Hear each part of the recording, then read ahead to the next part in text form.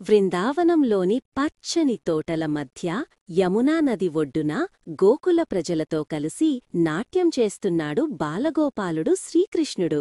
అతని చేతిలో మెరుస్తున్న వేణువు అందమైన స్వరాలను వినిపిస్తే పక్షులు కూడా తమ పాటలను ఆపి ఆశ్చర్యంతో వింటాయి. గోపికలు గృహకార్యాలు మరిచి పిల్లలు ఆటలను ఆపి అందరూ వేణుగానానికి మంత్రముగ్ధులై నిలిచిపోతారు. ఒకసారి గోకులలో మహా ఆందోళన. కలియ అనే భయంకర నాగు యమునాను విషపూరితం చేశాడు. గ్రామస్తులందరూ భయంలో వణుకుతుంటే కృష్ణుడు చిరునవ్వుతో నీటిలోకి దూకాడు. నాట్యమాడుతూ నాగుని శిరస్సుపై నిలబడి విషాన్ని అదుపుచేసి కలియను క్షమాపణ కోరించాడు. గ్రామస్తులు కన్నీళ్లతో కృష్ణుని చుట్టూ చేరి అతని ధైర్యం మరియు దయను ప్రశంసించారు. వేణువు మళ్లీ పలికింది.